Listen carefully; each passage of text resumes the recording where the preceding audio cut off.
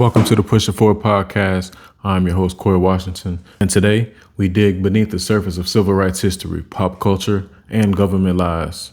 This is not just about Martin Luther King Jr. or Malcolm X. This is about a system that feared what they were becoming. This is about the men who inspired comic book heroes and were assassinated for becoming something even greater. This is Malcolm Luther X, When the Dream Met the Fire. So, MLK was the dream. Malcolm was the fire.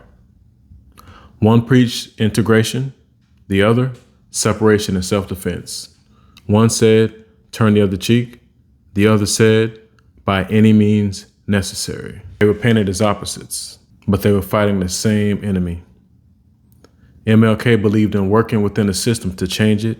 Malcolm believed the system was rotten and had to be replaced. In pop culture terms, MLK became the blueprint for Professor X. Peaceful, strategic, and a bridge builder. Malcolm became Magneto, radical, powerful, a force demanding justice, not asking for it. But here's what they don't tell you. Both men evolved. And that evolution scared the hell out of the system. Malcolm went to Mecca, saw Muslims of every shade treating each other as equals. He came back different. Not softer, sharper, clearer, more focused. He began seeing the global system of white supremacy, not just American racism. He saw power in unity, not just separation. MLK had his awakening too.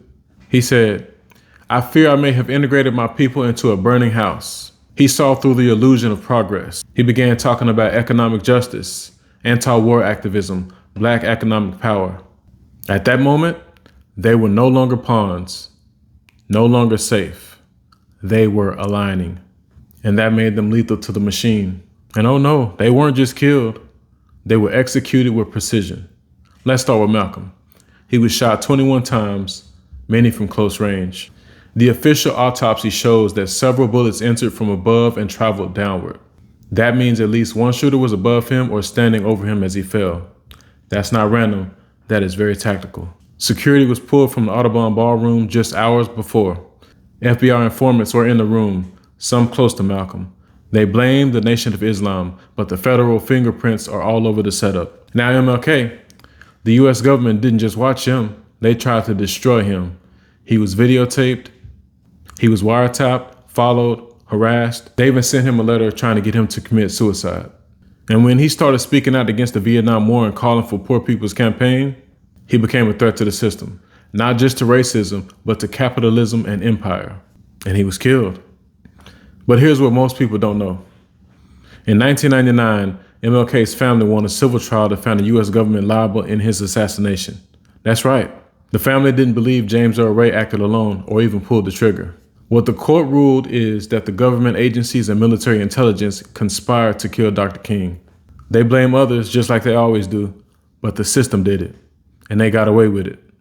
Stan Lee and Jack Kirby created the X-Men in 1963, a team of outcasts hated for being born different.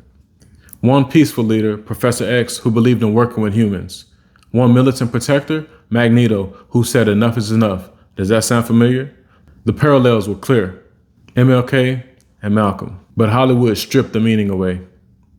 The story became about laser beams and telepathy, not systematic oppression. The X-Men were never just fiction. They were inspired by real men. And in real life, the heroes didn't make it to the next issue.